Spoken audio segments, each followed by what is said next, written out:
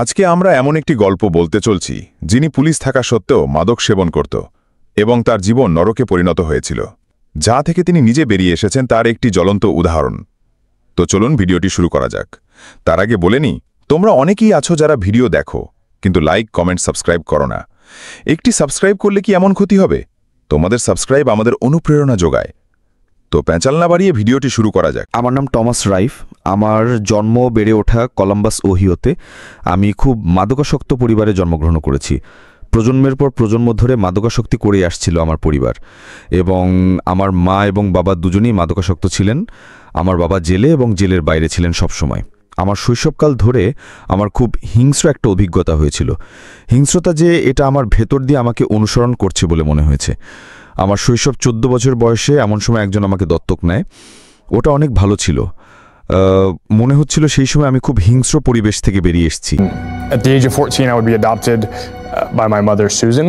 That was a lot better.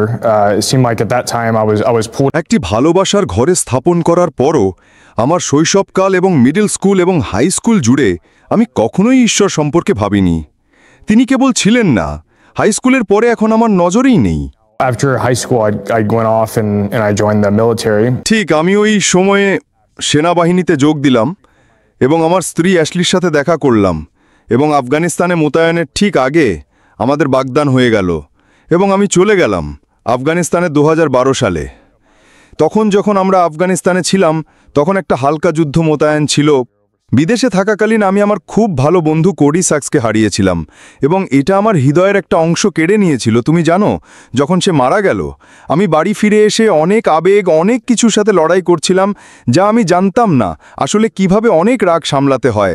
আমি তখন অন্যরকম একজন মানুষ ছিলাম, এবং আমার কাছে এটা স্বাভাবিক মনে হতো, ঠিক যেমন আফগানিস্তান বা ইরাকে সেনা মোতায়েন থেকে ফিরে আসা অন্য সবার মতো।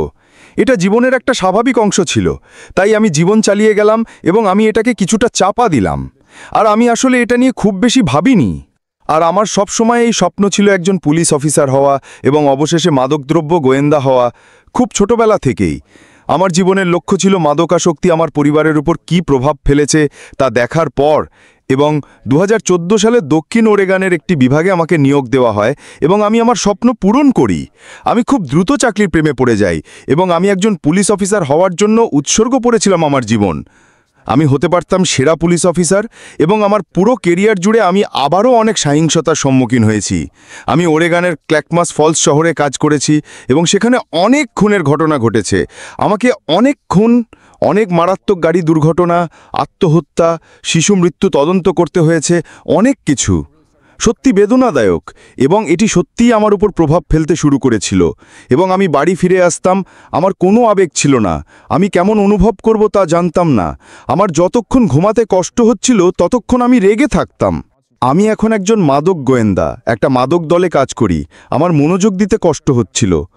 আর এটা সত্যি প্রভাব ফেলতে শুরু করে যখন আমি দুঃস্বপ্ন দেখতে শুরু করি এবং অবশেষে আমার ফ্ল্যাশব্যাক শুরু হয় এবং আমি বাচ্চাদের কান্না শুনতে পাই। এই আবেগ, এই জিনিসগুলি যা আমি অনুভব করছিলাম, যে অবস্থানে ছিলাম, তা কাটিয়ে উঠতে পারিনি এখনও। আমাকে এটা গোপন রাখতে হয়েছিল।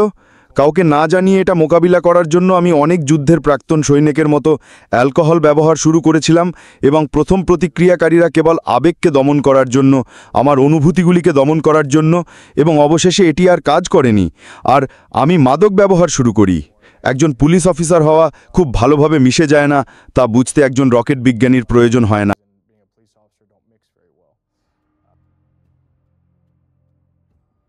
এক রাতে আমাকে নজরদারি করার জন্য ডাকা হয়েছিল। আমি পুলিশ বিভাগে গেছিলাম এবং প্রমাণ লকার থেকে কোকেন বলে মনে করা জিনিসটি বের করেছিলাম, এবং আমি এটি ব্যবহার করেছিলাম। তখন আমি বুঝতে পারিনি যে এটি আসলে 99% খাঁটি ফ্যান্টানাইল ছিল, এবং সম্ভবত কয়েকশো লোককে হত্যা করার জন্য যথেষ্ট পরিমাণে কোকেন ছিল। আর সেই রাতের শেষ কথা যা আমার মনে আছে তা হলো হাসপাতালে ঘুম থেকে ওঠা। পরে আমাকে বলা হয়েছিল যে আমি ফ্যান্টানাইলে প্রায় মারাত্মক মাত্রায় ওভারডোজ করেছি। আমি আমার গোয়েন্দা গাড়িটি দুর্ঘটনার শিকার করেছি, এবং এই দুর্ঘটনার সময় ঈশ্বর সত্যিই আমার জীবনে হস্তক্ষেপ করেছিলেন। আমি একজন নাস্তিক ছিলাম, আমি ঈশ্বরে বিশ্বাসও করতাম না। আমার দুর্ঘটনার সময় একটি অ্যাম্বুলেন্স পাশে ছিলাম এবং আমাকে পিছনে চাপিয়ে থামিয়ে দিয়েছিল। আমাকে 10 মিনিট দূরে হাসপাতালে নিয়ে গেছিল। ডাক্তার বলেছিলেন যে যদি সেই অ্যাম্বুলেন্সটি না থাকত তবে আমি 100% মারা যেতাম। These doctors standing around me, and I knew that my life had just come crashing down. I knew that nothing was ever going to be the same. এক মুহূর্তের জন্য আমার সবসময় একটা পরিকল্পনা ছিল, আর সেটা হলো যদি এই ঘটনা কখনো প্রকাশ পায় তাহলে আমি আত্মহত্যা করব। আর হাসপাতাল থেকে বেরিয়ে আসার সাথে সাথেই আমি পরিকল্পনা করেছিলাম যে বাড়ি ফিরে যাব এবং আত্মহত্যা করব। তারপর বাড়ি ফিরে এলাম, আর আমার মনে শুধু লজ্জা, অপরাধবোধ আর আমার স্ত্রী সন্তানদের ওপর যে ধ্বংসাত্মক প্রভাব পড়েছে, তাদের ওপর যে বিপর্যয় নেমে এসেছে, কেউ জানত না যে আমি এভাবে সংগ্রাম করছি। আমি ভেতরে ভেতরে জানতাম যে এই সব বেরিয়ে আসবে, যে আমার মাদক সেবন ও পিটিএসডির সাথে লড়াই করার গোপন রহস্যটা অনেক বড় একটা ব্যাপার হতে চলেছে। এবং কয়েকদিন পর আমার ওরেগন স্টেট পুলিশের সাথে আমার খুব ভালো বন্ধু ছিল আমার বাড়িতে আসে, এবং সে আমাকে প্রথমেই যা বলেছিল তা হলো, থমাস, আমি চিন্তিত যে তুমি যদি মারা যেতে। আমার মনে আছে আমি বসে বসে ভাবছিলাম বাস্তবতা সম্পর্কে, এবং তারপর সে আমাকে বলল যে টমাস, আমি তোমাকে ঈশ্বরের সাথে পরিচয় করিয়ে দিতে এসেছি। এবং আমার মনে আছে আমি তাকে বলেছিলাম যে অস্টিন, ঈশ্বর আমাকে সাহায্য করতে পারবেন না, আমি করেছি, আমি অনেক ভুল করেছি, ঈশ্বর আমাকে এই পরিস্থিতির মধ্য দিয়ে যেতে সাহায্য করতে পারবেন না। আমার মনে আছে সে এবং তার ঈশ্বর আমার সাথে সুসমাচার ভাগ করে নিয়েছিল, এবং তারা বলেছিল, টমাস, ঈশ্বর আছে। সেই সাথে আমার ভেতরে একটা জ্বলন্ত আকাঙ্ক্ষা ছিল যা আমি ব্যাখ্যা করতে পারছিলাম না, এবং আমি ঈশ্বরকে তা খুঁজে বের করার চেষ্টায় মগ্ন হয়ে পড়েছিলাম, এবং এটি কয়েক মাস ধরে চলতে থাকে। আমি যুদ্ধের প্রবীণদের জন্য একটি সামরিক শিবিরে যাচ্ছিলাম, এবং সেই সময় আমি আমার জীবন সম্পূর্ণরূপে ঈশ্বরের কাছে সমর্পণ করেছিলাম, এবং আমি বলেছিলাম, হে প্রভু, যদি তুমি আমার কাছে নিজেকে প্রকাশ করতে পারো, যদি তুমি আমার জীবন পরিবর্তন করতে পারো। জিনিসগুলি এখনও কঠিন ছিল, আমাকে এখনও আমার পাপের পরিণতি, আমার কর্মের পরিণতি মোকাবিলা করতে হয়েছিল, এবং অবশেষে আমি আত্মহত্যা করব অথবা আত্মহত্যার চেষ্টা করব এমনটাই ভেবে বসেছিলাম। আমার মনে আছে একদিন সকালে ঘুম থেকে ওঠার সময় ভোর 5টা বাজে, আর আমি আসলে ঘুম থেকে উঠেই অপরাধ বোধ আর লজ্জায় ভরে গেলাম, আর এই অনুভূতি আমার হৃদয়ে ভারাক্রান্ত ভাব তৈরি করল। ঠিক একই সময়ে আমি সেই আলোয় ভরে গেলাম, আর মনে আছে যেন স্বর্গ থেকে একটা আলো আমার বুকে ঢুকে পড়ল, আর আমি আত্মায় ভরে গেলাম। Oh my gosh, he really is who he says he is. And everything changed from that moment forward. I remember my wife called the doctor, and she thought I was going crazy, and the doctor actually thought I was going crazy. But after a little while, I was no longer on medication. I no longer struggled with PTSD.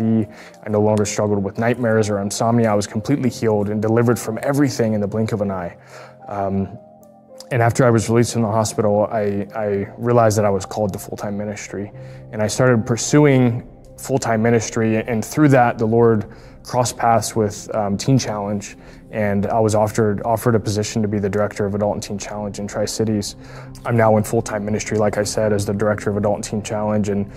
And what I have to say, though, is if you're sitting here today, if you're watching this video, and you're thinking to yourself that, man, I've made some mistakes like that. I've destroyed my life. Maybe you have a broken marriage, or you don't see your kids, or maybe you're in drug addiction, or maybe you were a professional and you made some mistakes and you've destroyed your life. But I want to tell you today that Jesus does have a plan for you, that God has a plan. So I'd invite you today, if that's you, I'd invite you just to repeat after me. Father, we thank you. We thank you for dying on the cross, Jesus, for giving us the opportunity to have a new life, for rising again on the third day. Lord, I invite you into my heart to be the Lord and Savior of my life. I invite you to take complete control of my life. I surrender my life to you. And I thank you so much for being my Savior. In Jesus' name, amen.